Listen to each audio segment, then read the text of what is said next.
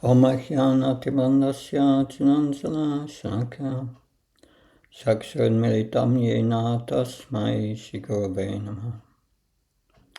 Shri Chaitanya Manopistam Stapitam Yena Bhutale Svamrupakadamyam Dadati Svapadantikam Vandeham Shri Shri Yuda Padakamanam Shri Vaishnavamsa Shri Rupam Jagajatam Saganaragnatam Vitam Tam Sajivan Sadvaitam Savdutam Parjana Saitam Shri Krishna Chaitanya Devam Shri Radha Krishna Padan Saganalita Shivishakam Vitam Sha Hey Krishna Karuna Sindhu Dinabandho Jatpate Gopesha Gopka Kanta Radha Kanta Namastate Tapta Kanchana Gauri Radhe Vrindavanashri Vrishabhanu Sutadevi Pranamama Haripriye Pancha Kalpta Visha Kripa Snivivasha Patnam Pavanabhyo Vaishnabhyo Namo Namo Jaya Shri Krishna Chaitanya Prabhu Nityananda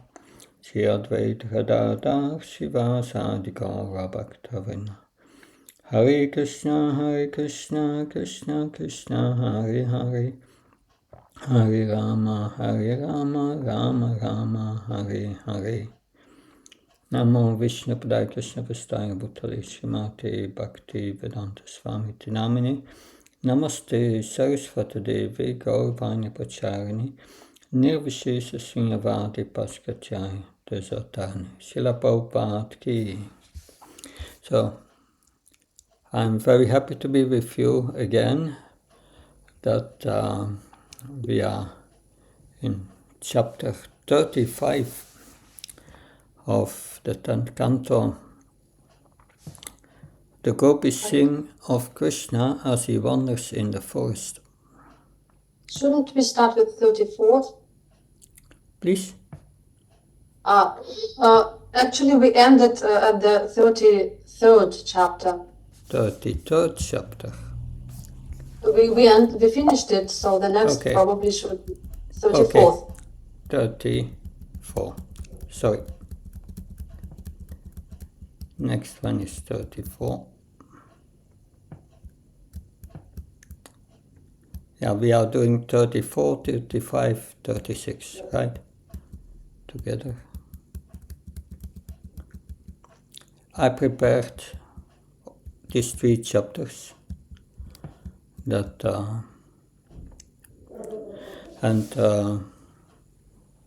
I went to all the commentaries of our acharyas, and it's a lot of commentaries, we cannot read them all.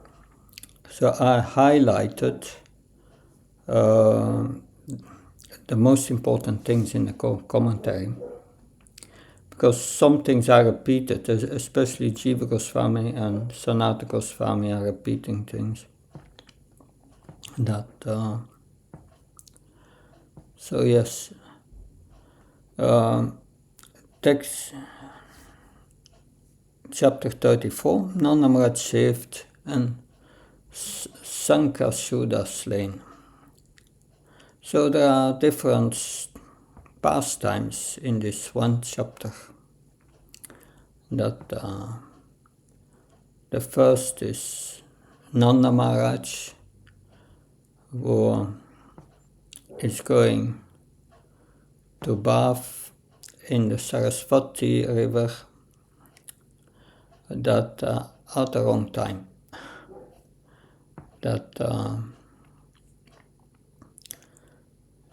So we will read first the chapter summary. I will read the chapter summary, then we will read one by one out that, and I will read the commentaries and comment on it. This chapter describes how Lord Krishna saved his father Nanda from the clutches of a serpent and delivered a Vidyadhara named Sudarshan from the curse of Angira's sages. One day Nanda Maharaj and the other coward men placed their family members on their bullock carts and went to the Ambikavan forest to worship Lord Shiva. After bathing in the Saraswati river and worshipping Lord Sadashiva, a form of Lord Vishnu, they decided to spend the night in the forest. As they slept, a hungry serpent came and began to swallow Nanda Maharaj. Terrified, Nanda cried out in distress, "O Krishna, O my son, please save this surrendered soul." The coward man immediately awoke and began beating the serpent with wooden torches, but the serpent would not release Nanda. Then Lord Krishna came and touched the serpent with his lotus foot. The serpent was immediately freed from his reptilian body and appeared in his original form as a demigod. He told them about his previous identity and described how he had been cursed by a group of sages. Then he offered his homage at the lotus feet of Krishna, and on the Lord's order he returned to his own abode. Later, during the Dola Purnim festival, Sri Krishna and Baladev enjoyed pastimes in the forest with the young women of Raj. The girlfriends of Baladev and those of Krishna joined together and sang about their transcendental qualities. When the two lords became absorbed in singing to the point of apparent intoxication, a servant of Kuvera's named Sankachuda boldly came forward and began abducting the gopis. The young girls called out, "Krishna, please save us." And he and Ram began to chase after Sankachuda. "Don't be afraid," Krishna called out to the gopis.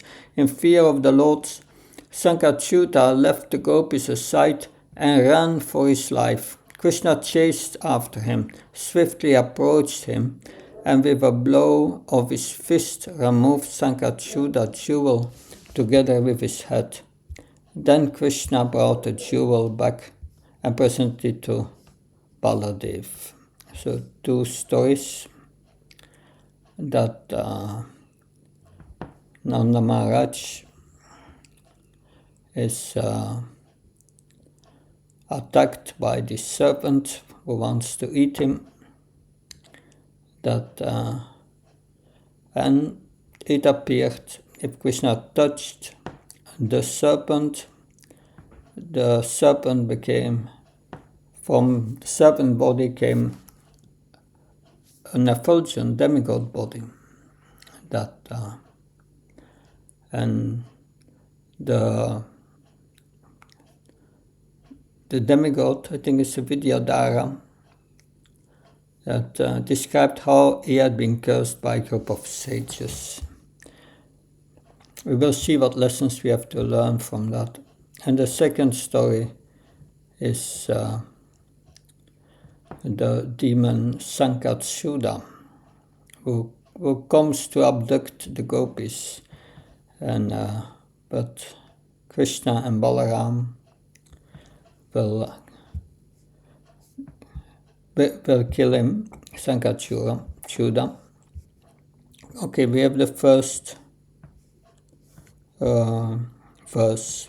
Om Namo Bhagavate Vasudevaya Sisuka Vacha Ekada Devat Yatrayam Gopala Jata Kantuka Anobir Anadut Yuktai Payayus Timbikavanam. Can someone read the translation and the purport, please? Who is the first to read? Sukadeva Goswami said, one day the cowherd men, eager to take a trip to worship Lord Shiva, traveled by bullock carts to the Ambika forest. Purport. According to Srila Jiva Goswami, the word Ekada here indicates the occasion of Shivratri. He further mentions that Ambika Van is in Gujarat province, near the city of... Sorry, something's happened to the screen. He further mentions that Ambikavan is in Gujarat province near the city of Siddhapur. Yeah, there's something with the screen, something. Just a moment. Should be back now. Srila Vishwanath Chakravarti Thakur adds that the departure of the cowed men specifically took place on the 14th lunar day of the dark fortnight of the month of Falgun. Srila Vishwanath Chakravarti Thakur also quotes authorities who claim that Ambikavan lies on the bank of the Saraswati river, northwest of Mathura. Ambikavan is notable because within it are deities of Shiva and his wife, goddess Uma. Yeah, we heard in the introduction that they worshipped Sadashiva, which is, Sadashiva is not Shiva Tattva, it is Vishnu Tattva. Sadashiva we find in the Brihad Bhagavatamrita when Gopkumar enters the Brahmajyoti. He hears some kirtan going on, and then, but it's so brilliant, so effulgent, he doesn't see anything, but after some time he sees Shiva coming on a bull with all his followers doing Harinam in the Brahmajyoti. But this Shiva in the Brahmajyoti is Sadashiva. It's the source of all other Shivas in all the universes. And it's Vishnu Tattva, it's not Shiva Tattva.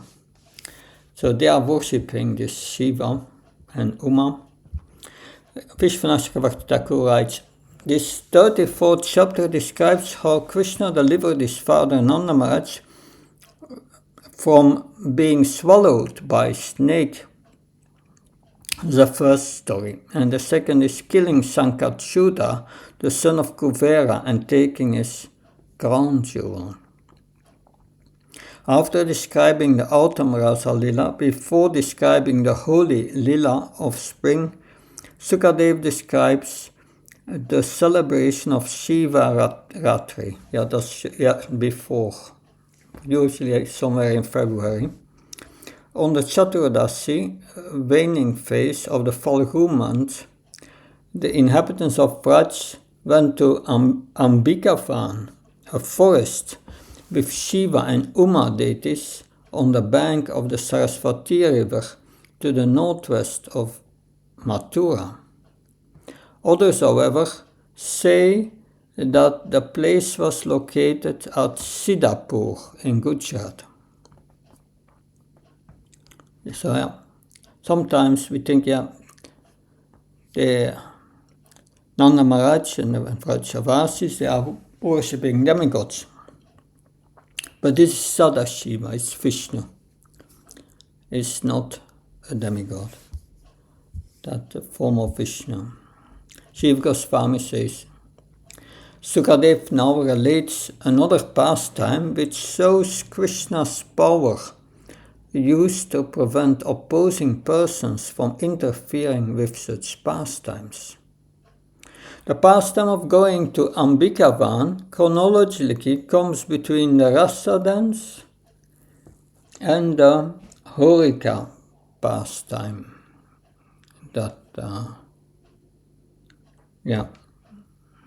So it's Horika is a holy pastime. It's Karpunim, we can say for us.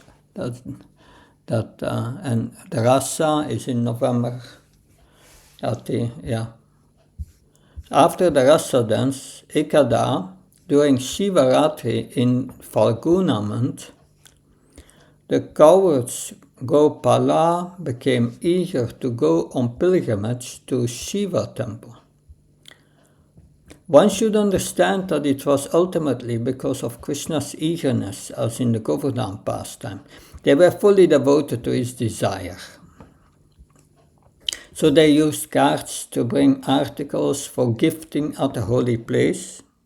So the Vrajavasis they are always thinking of serving the sages, and they are bringing gifts with them.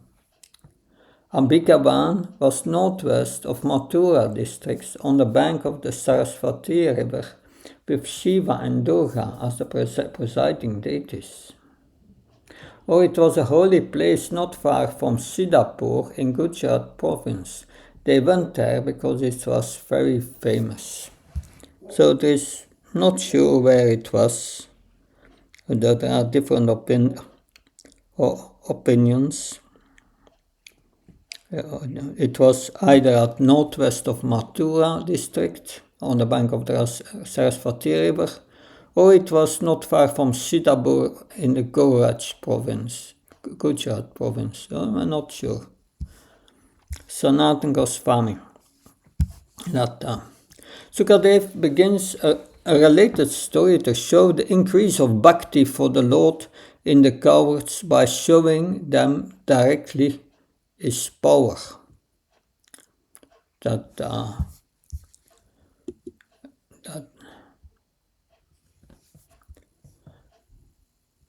increasing the font. We can try.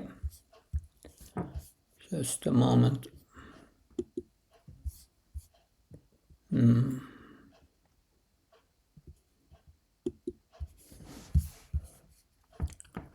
It's coming.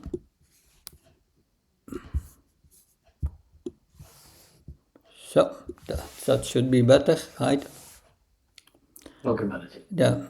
So they went out of curiosity or for fun, not because of material desires, since they were cowards whose quality was having fun. So they were on the platform of spiritual joy. They wanted to have fun with Krishna. They yoked huge bulls to their cart, since cowards normally travel by cart, and they had to carry many goods for offering to the Tirtha. So that's the introduction. We know where they are, why they are there, to get fun. And text 2. Can someone read the translation of text 2?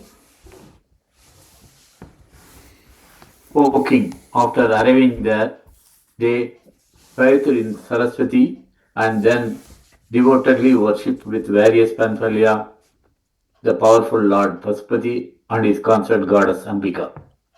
Yeah. Good. Shiva Goswami, they worshipped Shiva as one who is dear to Vishnu and Vaishnavas, who was capable of bestowing bhakti to the Lord using many articles of worship. Sometimes Vibhum is seen instead. The word Shah indicates that they similarly worshipped Ambika. O King Sukadev calls Parikshita's attention since he was still absorbed in the rasa dance. So he had a new pastime, new absorption. Sanatana Goswami, at the forest they worshipped Shiva, who is worshipable because he is dear to Vishnu and the Vaishnavas. He was the protector of animals. Moreover, he was capable of bestowing bhakti to the Lord, Prabhu. They worshipped with devotion using many articles of worship. So they worshipped the deity. Can someone read translation of text 3? Next one.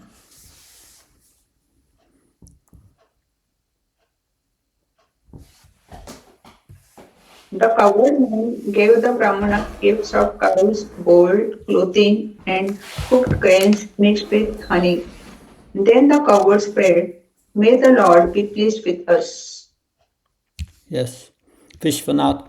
Nanda and others gave cows, gold, remnants of honey from the bathing of Shiva, and rice sprinkled with honey of the Brahmins. Jiva Goswami. Nanda and others individually gave gifts.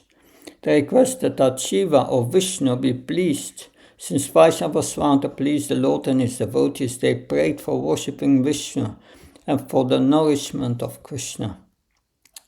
Gava in the nominative is poetic license, or it can be Ga or Va Iranyam, gold similar to that of your kingdom.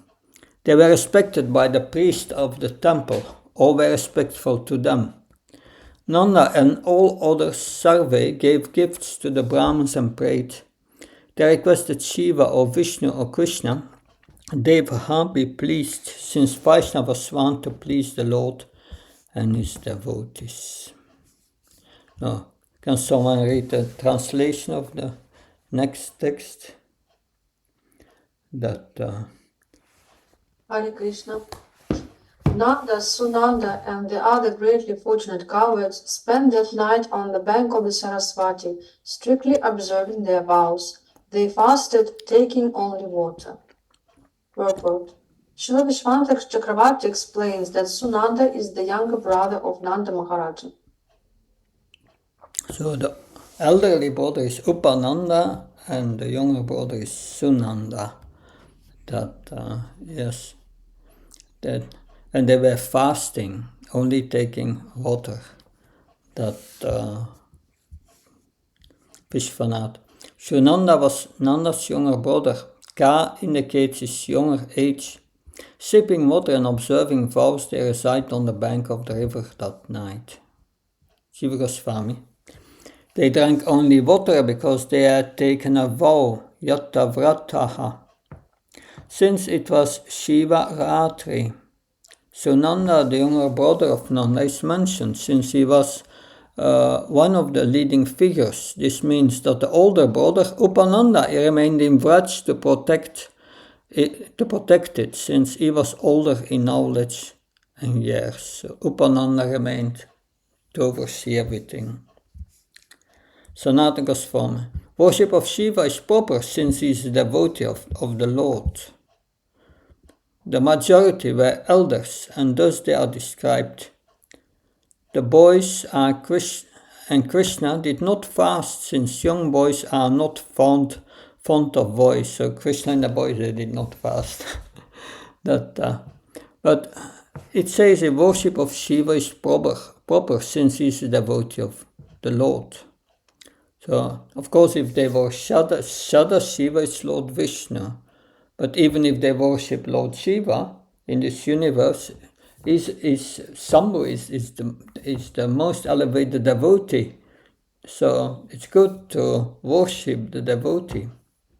I remember in the 90s, in our temple here in Belgium, Radhadesh, the GBC came up with a problem. You cannot worship Srila Prabhupada when the curtain is open of the deities, because scripture says that no one should be glorified before the deities. But for years we used to have first darshan of Radha Gopinath, and then the deity of Prabhupada was at the other side, facing the deities. So after the greeting of the deities, we would turn and face Prabhupada and have Guru Puja while the curtain is open. According to the scriptures, that it's a kind of offense to do that. The curtain should be closed.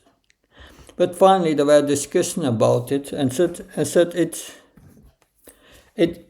it's a minor offense because Krishna wants his pure devotee to be glorified. Anyway, we have here, so worship of Shiva is proper since he is a devotee of the Lord. We worship the devotees also. In the Guru Puja, so many ways. Text 5. Can someone read the translation, please?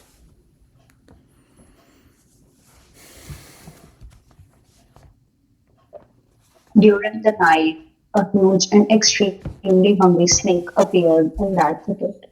Slithering on his belly up to the sleeping Nanda Maharaj, the snake began swallowing him.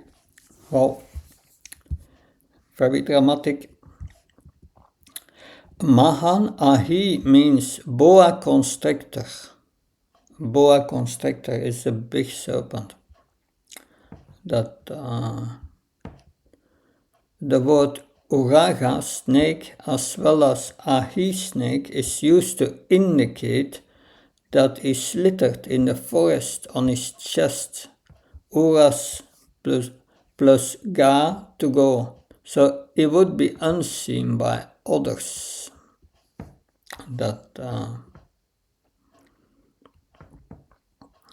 I heard a conversation between Srila Prabhupada and some devotees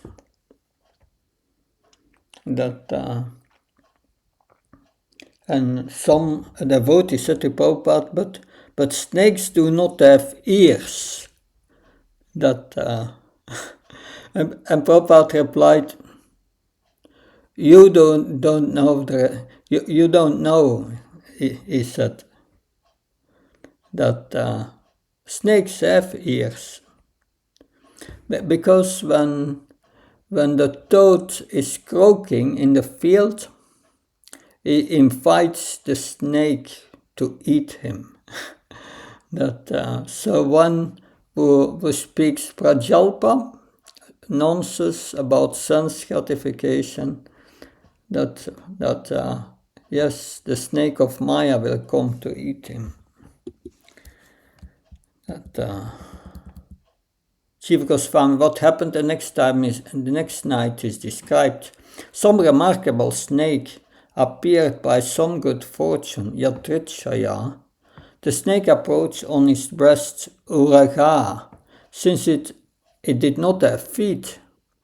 Nanda was sleeping soundly because of fatigue from the fast and staying away the previous night. The snake came to him because he was sleeping in a solitary place to avoid people disturbing him.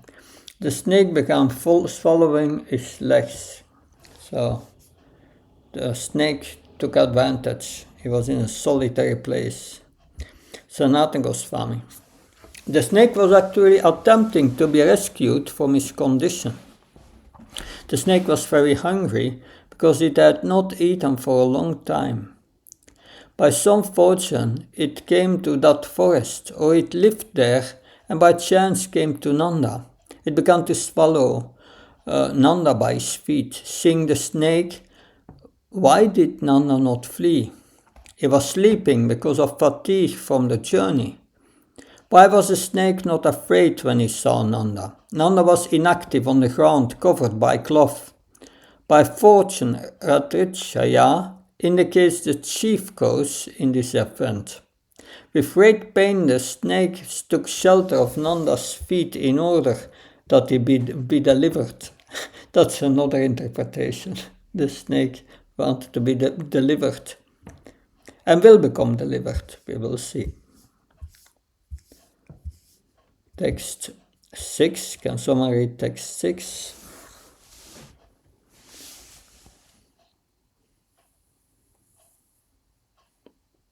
In the clutches of the snake, Nanda Maharaja cried out, Krishna, Krishna, my dear boy, this huge serpent is swallowing me.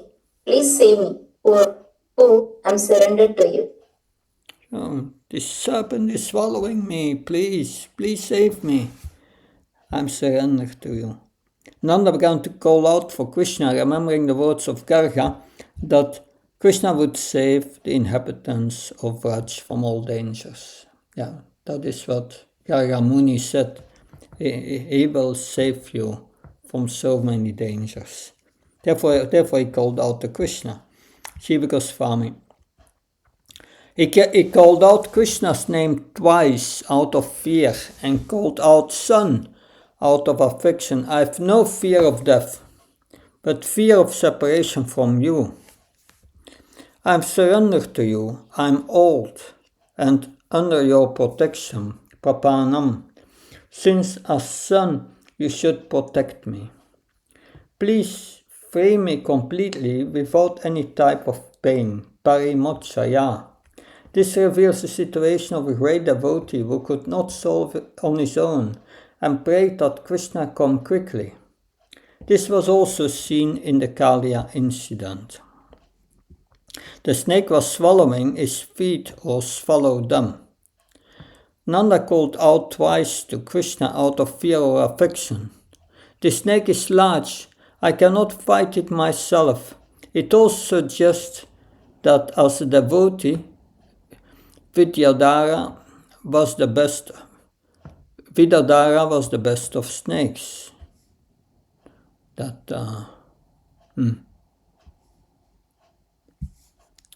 So text 7.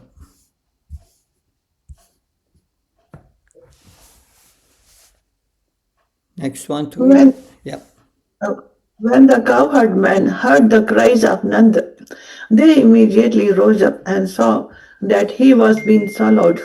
Distraught, they beat the serpent with blazing torches. Hare Krishna. Yes. Vishwanath, hearing his cries, the coward man began beating the snake with flaming pieces of firewood, ulmukai. Shiva Goswami, fearing the nature of the python to swallow and not release its victim very quickly, Sambrantaha, they began hitting its hind parts with handheld flaming torches, which particularly cause fear in snakes.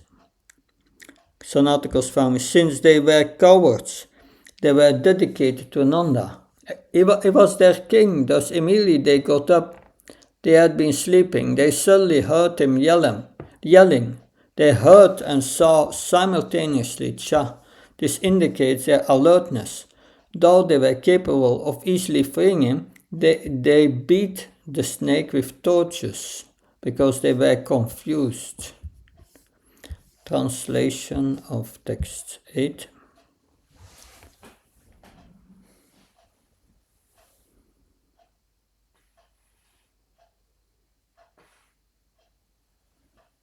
But though the firebrands were burning him, the serpent would not release Nanda Maharaj. Then the Supreme Lord Krishna, master of his devotees came to the spot and touched the snake with his foot. Okay, what happened then? Being beaten by the sticks, Alatai, the snake, still did not let go of Nanda, Vishwanath writes. And Jiva Goswami. Krishna arrived later since he was staying further away with his friends, avoiding the elders, since that was restrictive to their play. He became quickly out of affection for his father and faced him directly, Abhietya.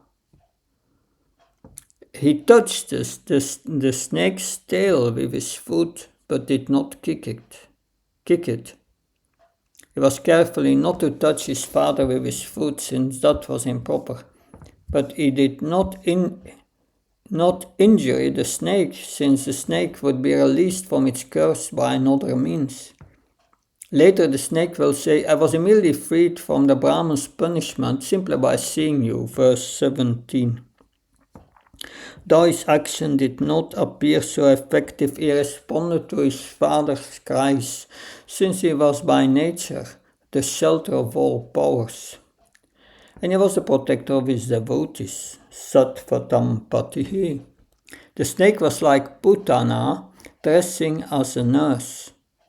That was her bhakti, by which the Lord became merciful. By some sort of bhakti, though the snake should not be touched, Krishna touched it with his foot, and it received the greatest benefit. Sanatana Goswami. Krishna touched him just slightly with his left foot, cool and soft like a lotus. Nanda could be freed from the snake, and the snake could be freed from the curse just by seeing Krishna or concentrating on him.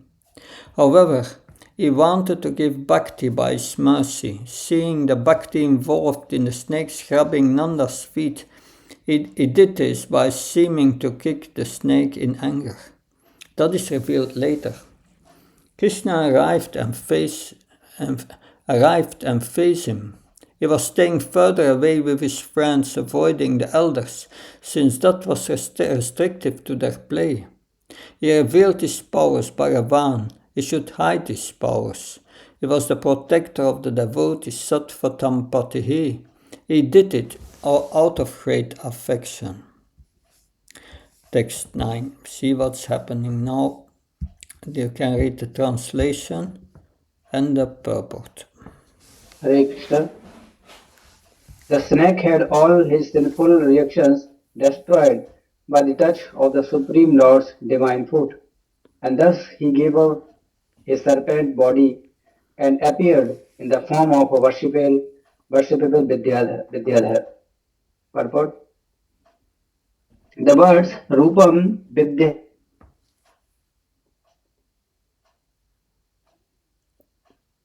So the words Rupam Vidyadhara Shitam indicate that the erstwhile snake appeared in a beautiful form, worshipable among the demigods called Vidyadharis. In other words, he appeared as a leader of the Vidyadharas. Vishvanachkavartitako. Being worshipped by the Vidyadharis indicates that a person freed from the offenses by the touch of Krishna's foot was the best of the Vidyadharas. VIHE means it was accomplished. By the touch of the foot endowed with wealth of all sweetness, Srimad of Krishna, who displayed his unlimited power, Bhagavata, the snake was freed from his unlimited sins of many births, culminating in his great offense. He attained a form rare among the Vidyadharas. He attained a form better than his previous one. He was indeed a snake, Savai, and having his inauspiciousness removed by the touch of the Lord's feet, with that body itself, without being killed, was transformed into Vidyadhara form. Can someone read text 10 and purport? Hare Krishna. I can read Maharaj. Oh, go ahead. Okay. Read, Prabhu. Okay. The Supreme Lord Rishikesh then questioned his personality, who was standing before him with his head bowed, his brilliantly effulgent body bedecked with golden necklaces. The demigod was about to speak, and Lord Krishna wanted to focus everyone's attention on his words. Therefore, he personally inquired from the worshipable Vidyadhara, who was standing before him with his head bowed.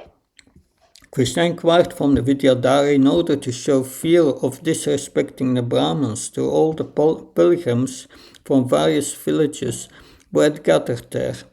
Krishna is addressed as the controller of all the senses, Rishikesh, to indicate that he made the assembled pilgrims listen attentively to the words of the Vidyadhara. Now, text 11, please. Hare Krishna. The serpent replied, I am the well-known Vidyadhara named Sudarshana. I was very opulent and beautiful, and I used to wander freely in all directions in my airplane. Once I saw some homely sages of the lineage of Angira Muni. Proud of my beauty, I ridiculed them, and because of my sin, they made me assume this lowly form. So, how did you get this condemned body? It suggests who did this. Shiva Goswami. Yeah, further. Sanatana Goswami. For what reason did you take the form of a snake, though you did not desire it? He asked, in order to prevent the possibility that beautiful cowards would offend sages deformed by austerities in the Mathura district. So can someone read text 12:13, I think? 12:13, yeah. Serpent replied, I am the well-known Vidyadhara named Sudarshan. I was very opulent and beautiful, and I used to wander freely in all directions in my airplane. Once I saw some homely sages of the lineage of Angira Muni. Proud of my beauty, I ridiculed them, and because of my sin, they made me assume this lowly form. So, Parama Karuna Prabhu is asking about homely, saying, once I saw some homely sages. He's asking, what is homely here? Homely sages means sages which were wandering in the area usually. Sages who were known in the environment, close to home. Yeah, homely sages. That yes. Vishvanashkavarti. Yeah. I was a well-known Shuddha Vidyadhara named Sudarshan. I used to move around here and there for amusement, Disa Archan, in my airplane. As a result of my sin, Svena Prapmana, I received birth as a snake by the rishis, who I laughed at. Pralabdaitai. Shiva Goswami, by the touch of the Lord, he also developed bhakti. This is indicated by his words. So not only liberation, he got bhakti. So I would wander about in my airplane for fun. I mocked some sages of Angira's line who had deformed bodies because of austerities, because of my sins. Because of my sins I attained a snake body. Because of my sins. Thus the sages were not at fault. Sanatana Goswami. I was some Vidyadhara. This shows his humility and also indicates he was the best Vidyadhara. His name, Sudarshan, pleasant to see, indicates he had a beautiful form. With a wealth of beauty and glory I would travel about. Or I was endowed with beauty because of many features of my form. I would wander here and there for play. The sages in Angira's lineage were naturally deformed and because of austerity had become thin. Proud of my beauty, I mocked them by laughing loudly. They did not become angry. They were not at fault. It was his sin. Okay, someone can read 14.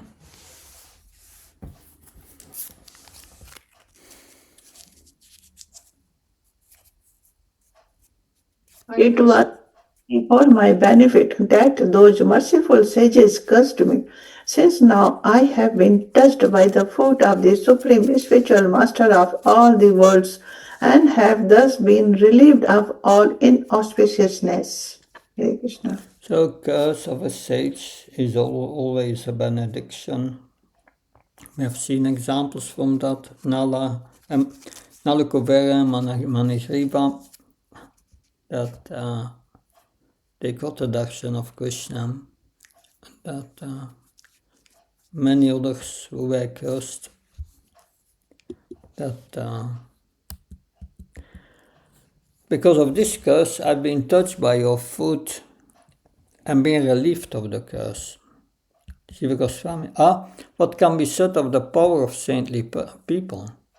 Because of that, my wicked act became the highest blessing. The sages were most merciful because they did not become disturbed by my offense. They were interested in delivering falling persons. It is understood that they said, in the future you will receive the highest auspiciousness by being touched by Krishna's lotus feet. Thus the curse was for giving mercy. I would be touched by the foot of the Lord and the universe, Loka Guruna.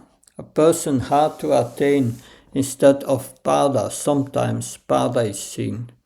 So Sukadev Goswami is speaking to Maharaj Pariksit, and Maharaj Pariksit had been cursed by Shringi, and he accepted it as the greatest mercy, the greatest fortune. Of course, we cannot accept that Shringi was cursing, and that he was seeing his curse as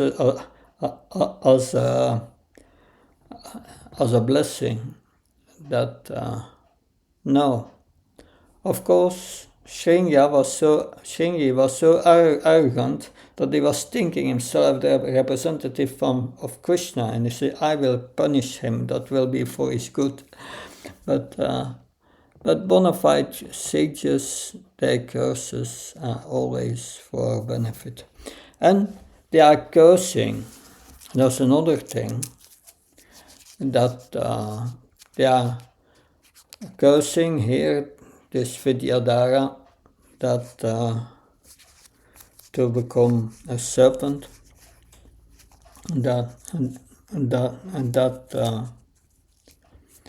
but yes, they are also predicting you will be saved by Krishna. So then Krishna, he fulfills the words of his pure devotees. That's also another aspect that God, it was the will of the sages that Krishna would liberate him. So the sages were most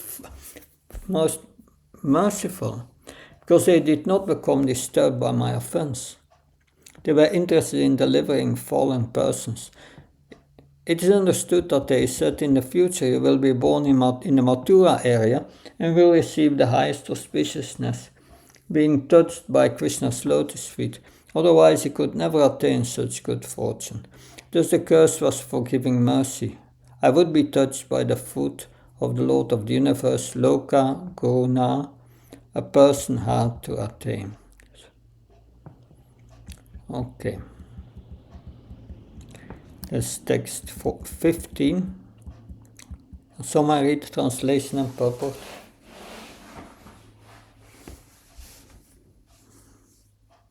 My Lord, you destroy all fear for those who, fearing this material world, take shelter of you.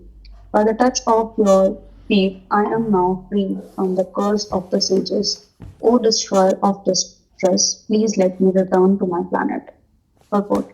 According to the Acharyas, the word aprache indicates that Sudarshan humbly requested the Lord for permission to return to his abode, where he might take up his duties again, certainly in a chastened state of mind. Yeah, so we have before heard when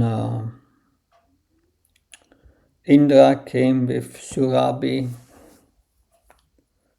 to ask to be pardoned by Lord Krishna, and there Indra offered so many prayers,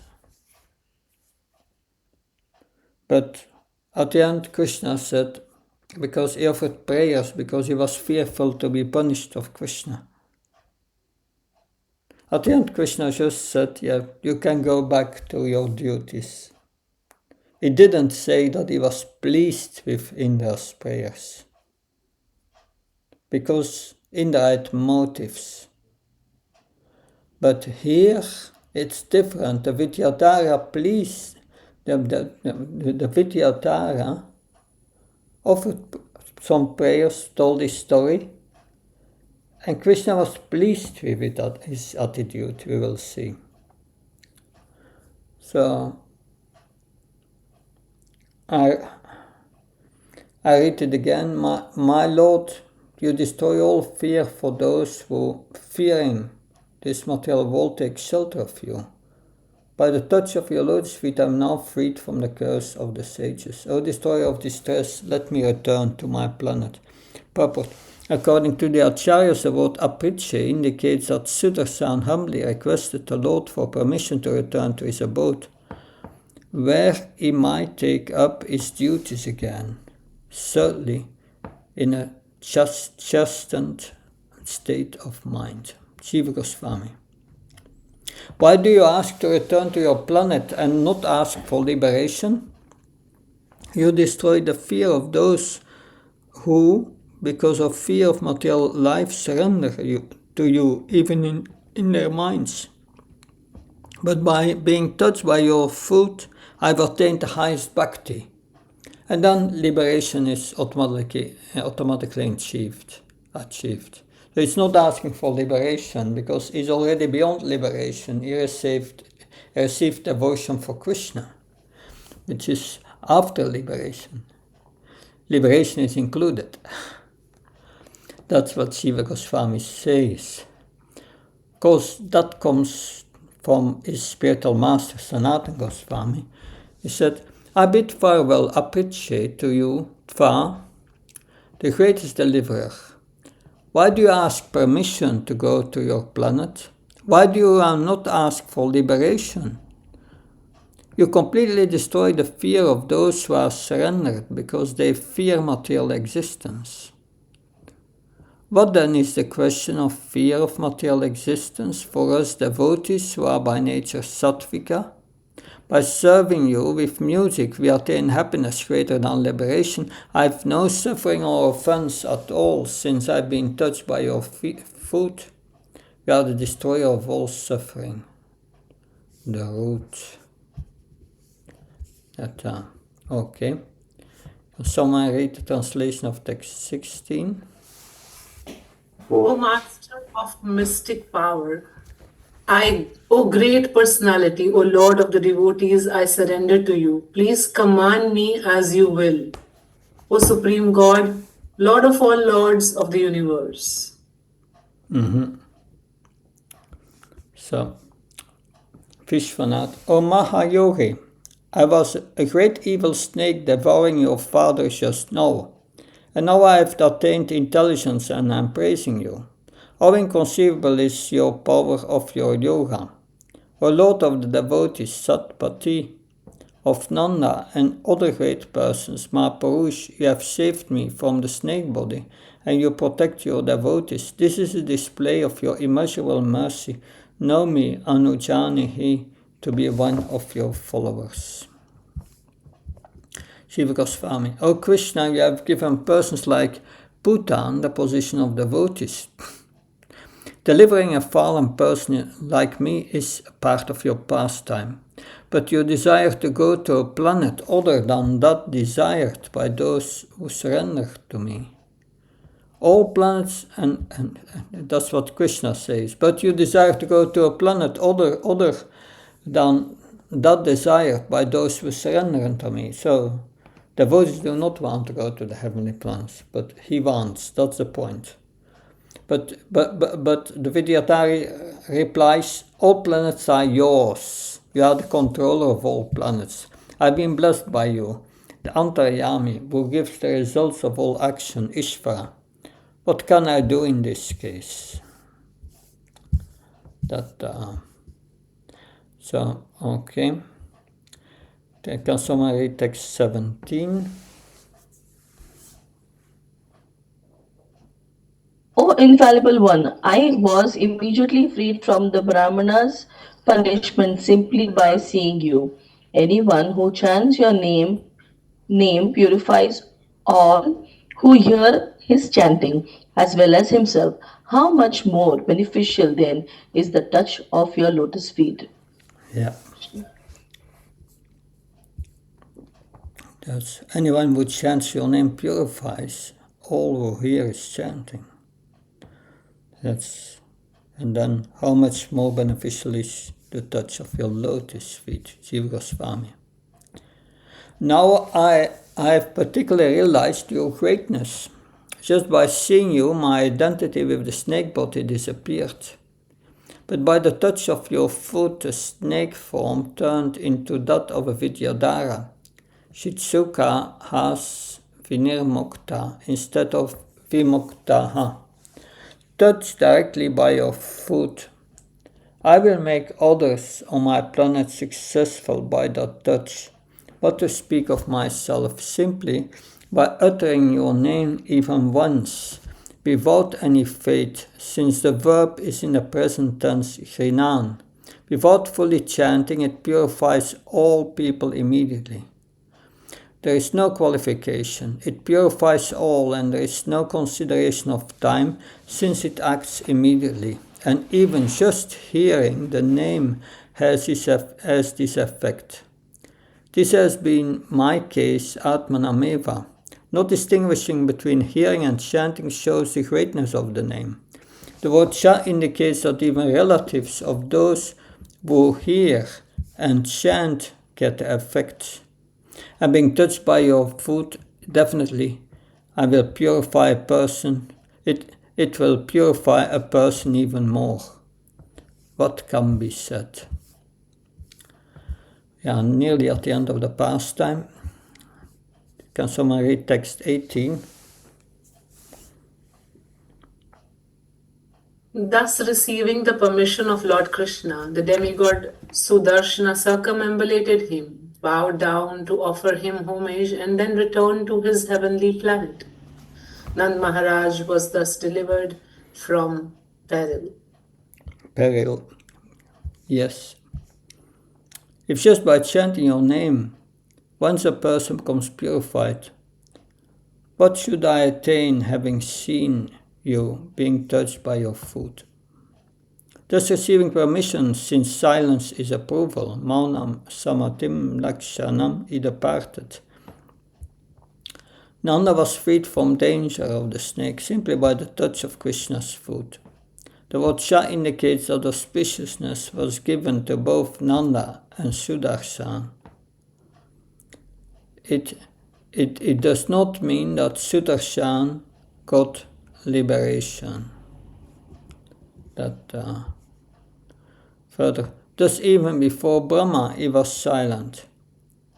Why should he speak to me? Actually, he performed his pastime for the benefit of the cowherd boys. So he was in the mood of cowherd boys. How can he speak as the Supreme Personality of Godhead? So by freeing the snake, Nanda was easily freed. Or Nanda was freed from suffering caused by the snake.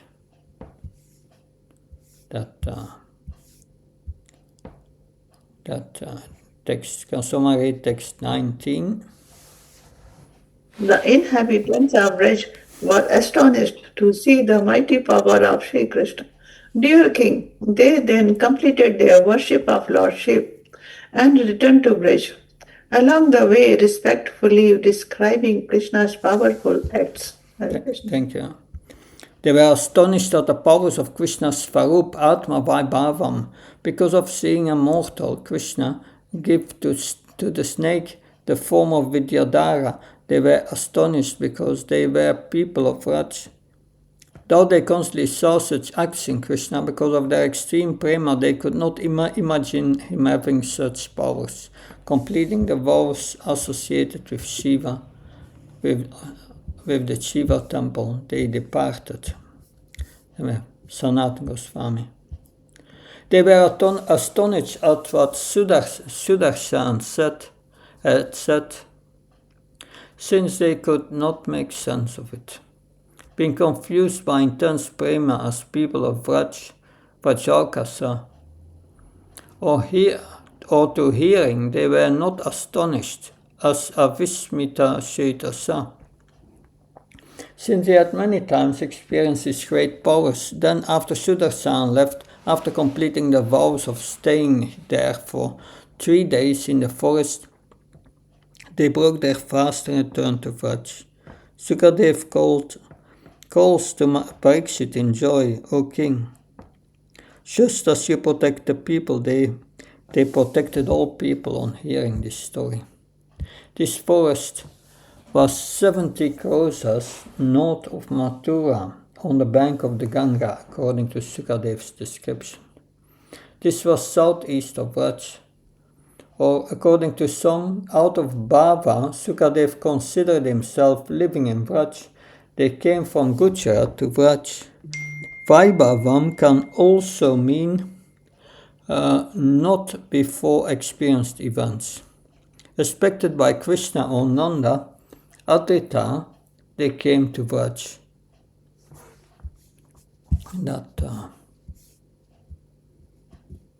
So then we have the next pastime, text 20, but before we go into that, we will have a pause, and after the pause we have a discussion. So it's 6:32. Let's resume at 6:45. We have a pause of 13 minutes. Then we will discuss the pastime. Recording stopped. And move on to the next. Hare Krishna.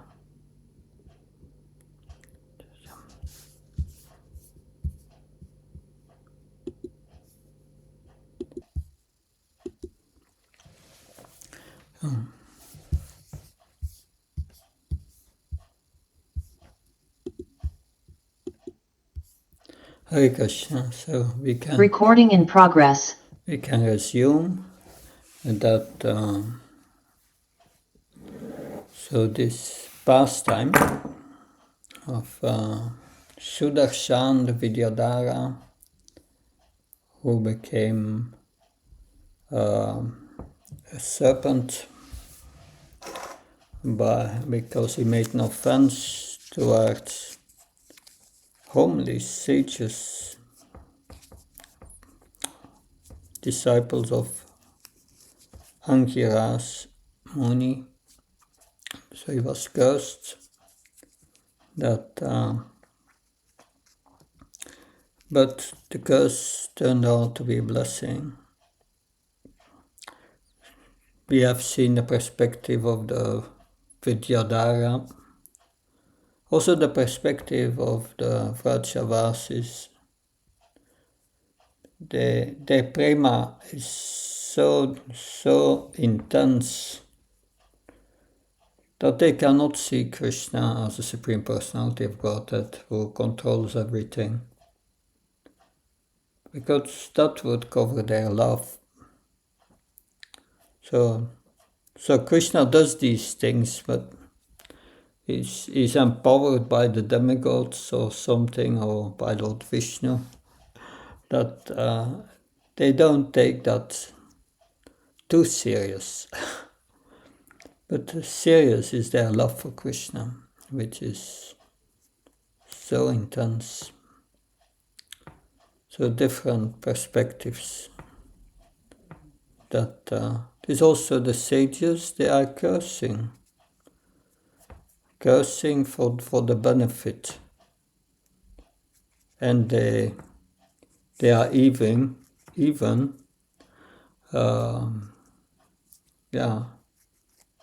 predicting that Krishna will appear and save him. That so Krishna makes the words of his pure devotee becoming true. That's another aspect. So my question to you is that, what do we learn here for our own life? That certainly avoiding Vaishnava Parat is one of them. But any comments?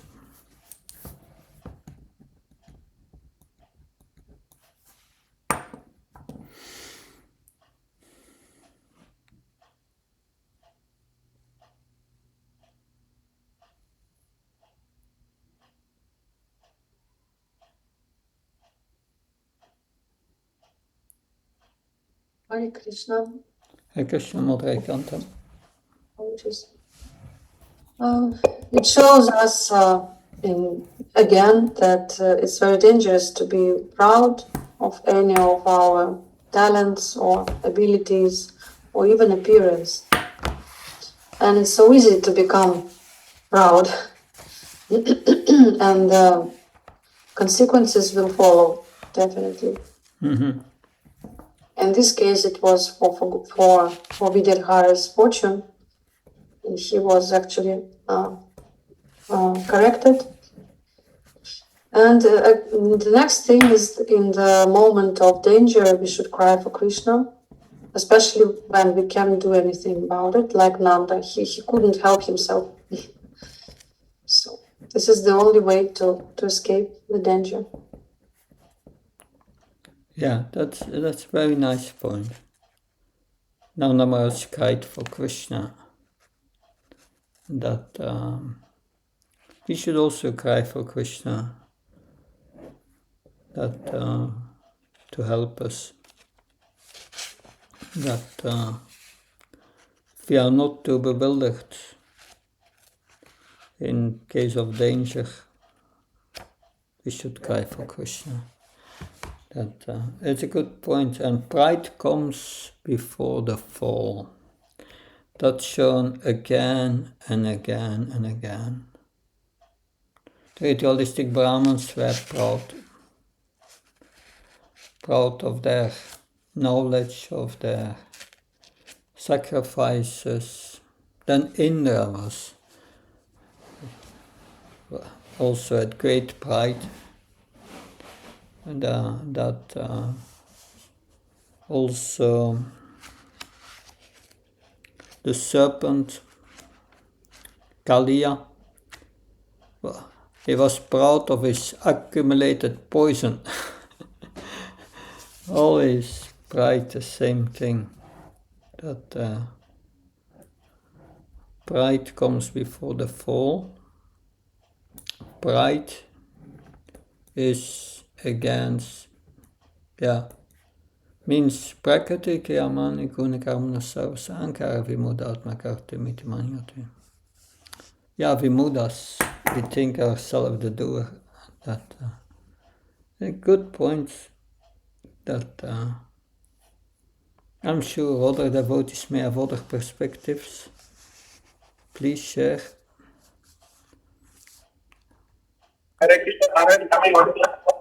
Yes, I'm hearing you, Ashitpa.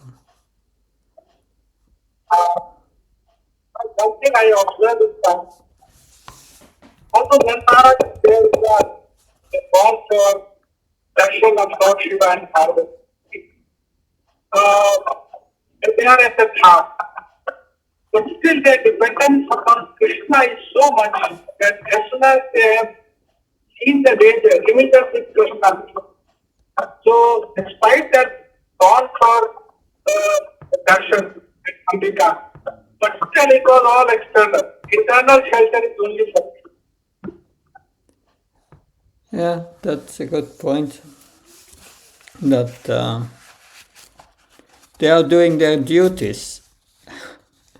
That externally, internally, they are with Krishna.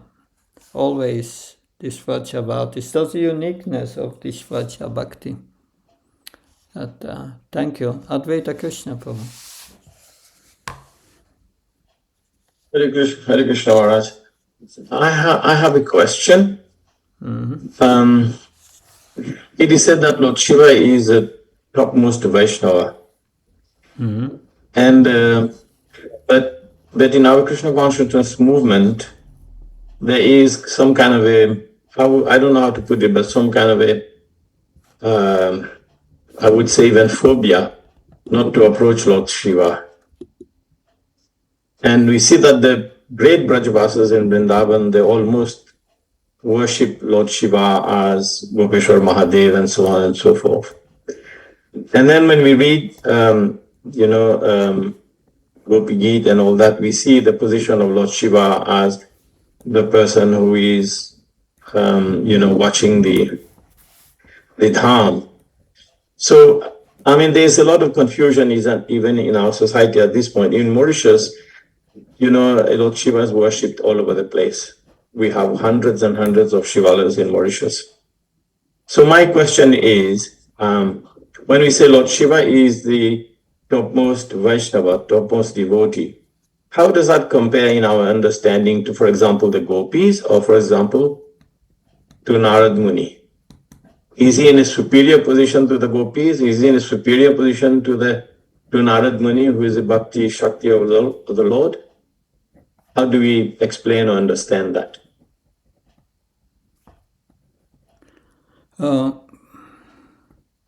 First, the Vrajavasis, they are worshipping demigods, but with the understanding that they are representatives of Lord Vishnu. Krishna says, Shakhnartha Karmanoyatra Lokayam Karmabanna, all sacrifices meant for Vishnu, and the demigods are like priests who be offered to the demigods, and the demigods offer it to Krishna. Because they know that demigods will offer it to Krishna. So Krishna is their real goal internally. That's the difference. and the gopis, they asked blessing from Katyayani and blessings of Lord Shiva to get Krishna as their husband. That their goal is Krishna always. That is the point. That we worshipping Lord Shiva for any other reason, that is materialistic. There is a discussion between Prabhupada and some disciples about the position of Lord Shiva. And Lord Shiva is Shiva Tattva, is Lord Vishnu in contact with the material energy, is between Vishnu Tattva and the Jiva Tattva. It's Shiva Tattva. Between, it's a special position. He's a supreme Lord, but is in contact with material nature. So the discussion was going on between Srila Prabhupada and disciples, and Prabhupada concluded to them, no, Shiva cannot give liberation. Not possible. He does not have that power. Because Lord Vishnu is 64, Lord Krishna has 64 qualities, Lord Vishnu 60, and Lord Shiva has 55 qualities. Yes. One of the 55 qualities is these 5 unique qualities of Shiva, is that he's also all-pervading, but only in this universe. And that we hear also when Aditi approached Kashyapa Muni at the wrong moment for conception. And then they had the conception at the wrong moment, and then Diti was thinking it was at a forbidden moment, and Lord Shiva will know it. He's the husband of my sister, so he will know it because he's all pervading. So it's a special position but Lord Chaitanya, he went also to Shiva temples to offer obeisances and so on, but always with the understanding that he's the greatest devotee, and therefore we offer him respect. So not offering respect to Lord Shiva, that's not good. We should offer respect, but not worship him. That's another thing. Worship him, certainly not for material benefits. But in terms of understanding his position as Vaishnavanamata Sambhu, does that indicate that, I mean, in terms of understanding his rasa also, like the gopis, Nanda Maharaj, Yashoda Maya, and have rasas with the Supreme Lord, which we understand in Vrindavan. But because there's a misinterpretation everywhere. Nowadays, this is catching up in ISKCON, and it's like, I'm getting these kind of questions every day. And therefore, it is said, Vaishnava Sabhum is the topmost Vaishnava. And some people are even interpreting it like, on the ladies, on the Shakti side, the topmost person is Radharani, and on the male side, it is Lord Shiva. This is what the interpretation is going on. That's why I want some more clarification on this, Maharaj. Yeah, because Radharani... Do you get the gist of my question? I think so. Yeah. Radha is the origin of all Shaktis. And Durga is an expansion from her. And Lord Shiva, why is he Sambhu, the best of devotees? Because Lord Brahma instructed him to always meditate on Krishna in his heart, to keep his anger down. So Lord Shiva is following that instruction. He's always meditating on Lord Krishna in the heart. And that, of course, Brahma is instructing him, but Shiva is of a higher position spiritually than Brahma, because Brahma is a jiva, and that is interesting. But he's the best of Vaishnavas because he always thinks of Krishna and never deviates from it. That is the point. But he is in Shantaras, right? Because of his meditation aspect, is it in Shantaras with the Supreme Lord? That is another discussion. That it seems plausible that it is Shantaraj. Yeah. But he wanted, Shiva wanted to enter the Rasalila and become a gopi. So he had that desire. So he certainly knew about the higher rasas and to get into it. Yeah. Thank you, Maharaj. It's a lot of thoughts. But of course, in Mauritius, that's an issue that Shivarati soon will be there, a big festival, and hopefully devotees still are distributing a lot of books and prasad there. It's nice. Thank you, Advaita. Yeah, thank you. Nilamani Prabhu. Maharaj, again, just further clarification there. When we say we don't worship Lord Shiva, and we recognize him as the greatest devotee of Lord Krishna. Yeah. But then we worship Srila Prabhupada, we perform Guru Puja to Prabhupada. He's also a great devotee, right? So in that sense, when we go to a Shiva temple and we offer Abhishek to Lord Shiva like that, right? That's a form of worship also. So I don't know that, as an ISKCON devotee, we should totally say that there is no worship of Lord Shiva permitted kind of thing, right? Yeah, that's true. But Lord Shiva should be respected, not worshipped, unless Lord Shiva is your spiritual master. That's another position. Lord Shiva had two kinds of followers. Followers in the mode of ignorance, tamas, that hobgoblins, spirits, evil spirits, and so on. But he had also great sages which he instructed in bhakti. So the great sages, their spiritual master is Shiva. So if you have a relationship with the spiritual master with Shiva, then you can do Guru Puja. That's appropriate. But we do not have that relationship. Our relationship is to the Guru Parampara. And Prabhupada said many times, we respect the demigods, that we ask them for blessings, but no worship. That the Krishna condemns worship of demigods in the Bhagavad Gita very clearly. So he says, but of course, Vajravadis, different mood again, that they are approaching the demigods because they are representatives of the Supreme Lord. And their worship goes then to Lord Vishnu. That if you have the right tattva,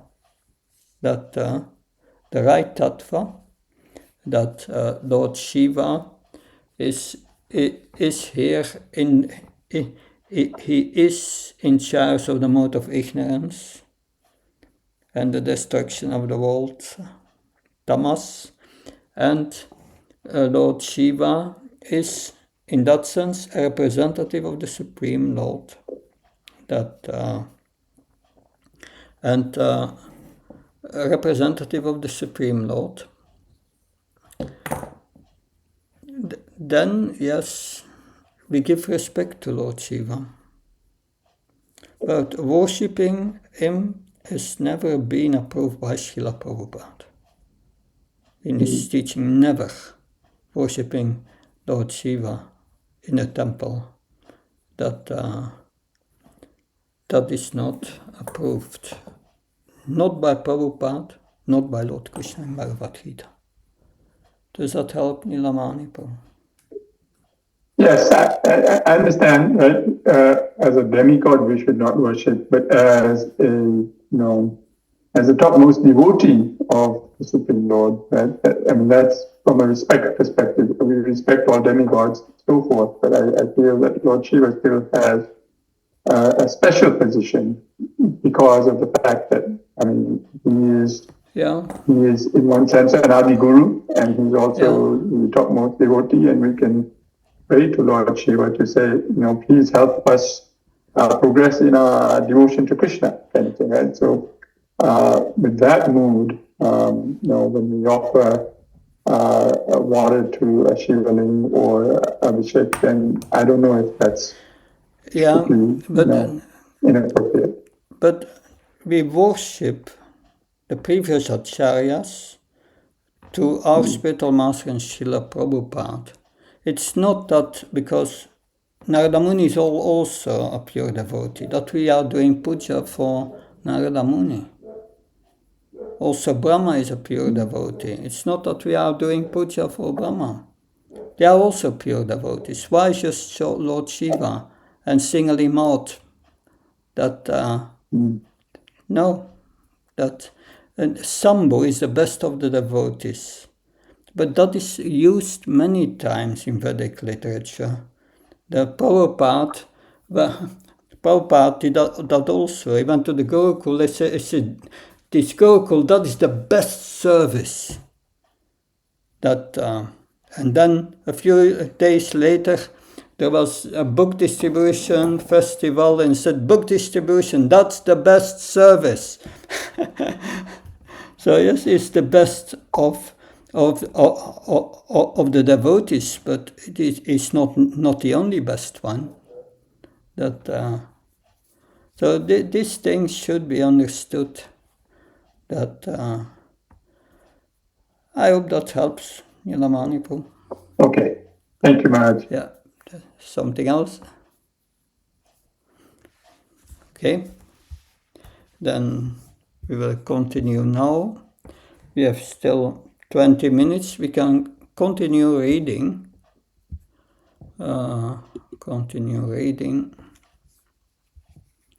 Let's see. Here. Just a moment. This is another pastime that we are starting. Text 20. Can someone read the translation and the purport?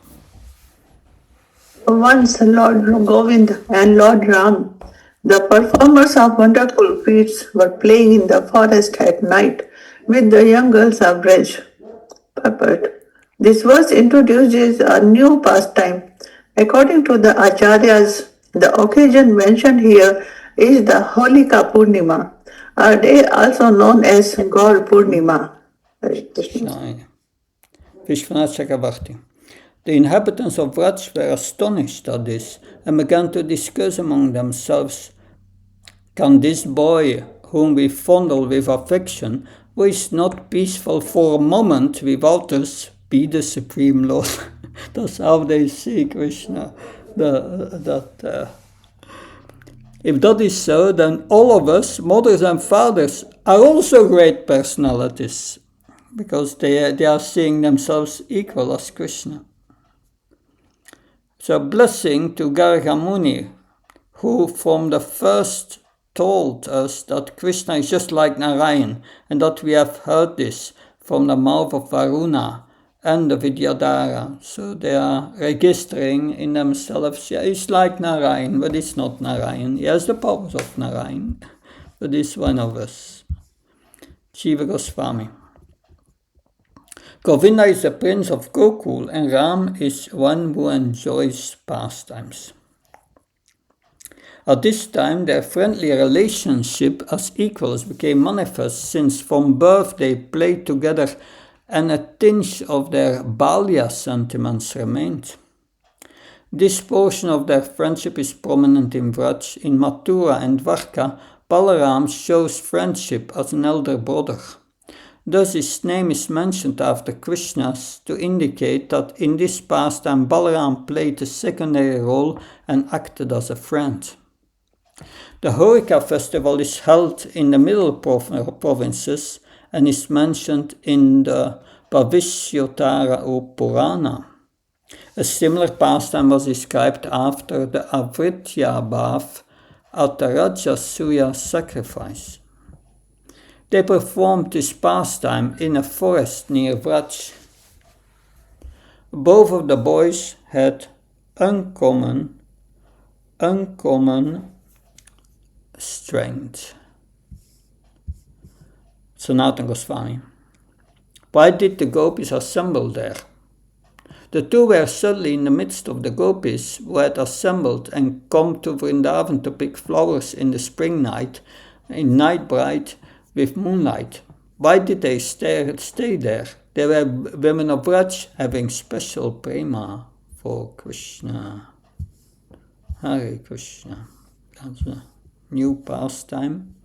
Can someone read text 21, please?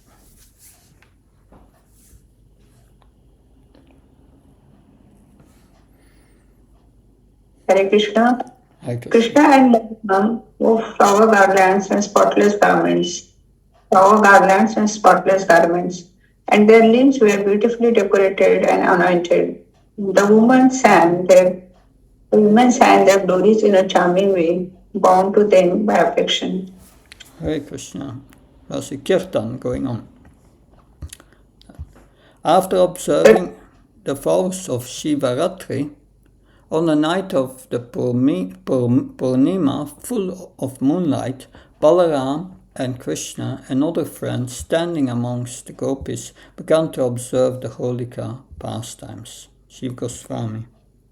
The two were described by the gopis using songs suitable for Holika, attractive with joyful singing and arrangement, lalitam, since they were bound by affection to the two boys, Balaram, and Balaram had separate gopis during this pastime. This was indicated previously. Gopya anantarena bhujayora piyat spriya shrihi. You have embraced the young coward women between your two arms, a favor hankered after by the goddess of fortune herself. Srimad Bhagavatam 10.15.8. It will be stated in verse 24 that hearing the song of the gopis fainted. The two sang songs and the two separate groups of gopis fainted. However, in describing the pastime because of the crowds on that occasion, the descriptions of the two boys' separate pastimes are merged together, though the two actually had separate pastimes. Interesting that Sanatana Goswami. This verse describes the event. They were praised by women who were expert at singing. Their singing is described in Srimad Bhagavatam 10.33.9. They sang softly, laditam, very close to them. Both were praised since Balaram's activities assisted Krishna. Why did they praise Balaram? They had strong friendship with Krishna, or they were bound by the chains of prema. By that affection, there could be no fault in their soft singing. The two were beautifully ornamented and smeared with sandalwood. They wore garlands and spotless cloth. The night was beautiful. Text 22.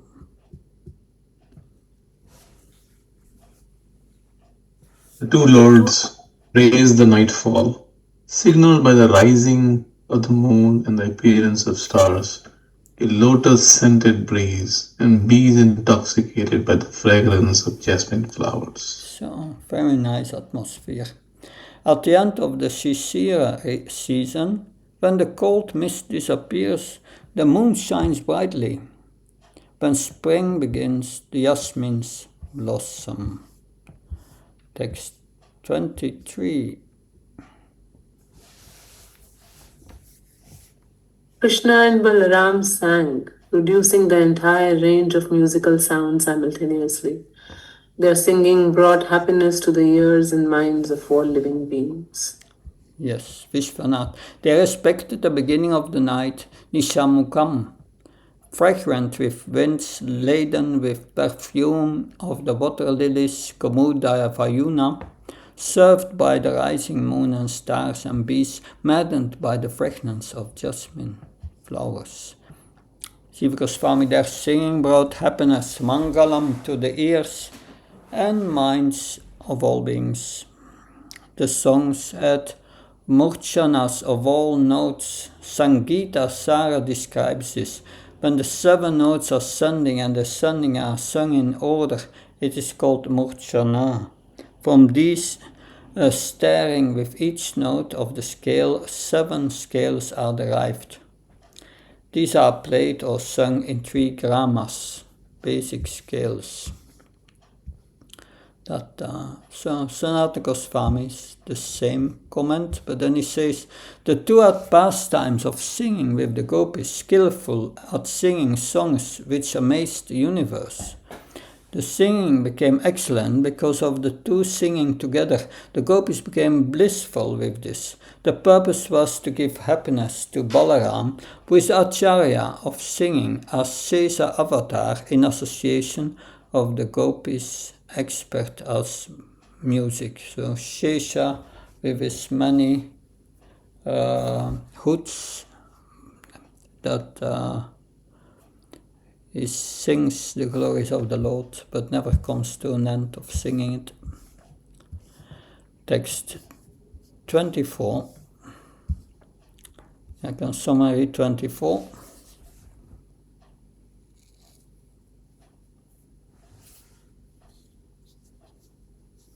The gopis became stunned when they heard that song. Forgetting themselves, O king, they did not notice that their fine garments were becoming loose and their hair and garlands disheveled. Disheveled, yeah. So Krishna and Balaram sang together, improvising melodies, Varamandala Muchana, making what was impossible possible. Jiva Goswami. The 2 groups of gopis separately heard the songs sung by the 2 and fainted. Because of this, they were not aware that their garments had become loose and that their hair and garlands had fallen off. After hearing Krishna's songs, the gopis fainted, but first they made attempts to remain composed, or they fainted because of the song which was most attractive, not depending on anything else, O king. You understand this. Their fainting was not improper. Text 25.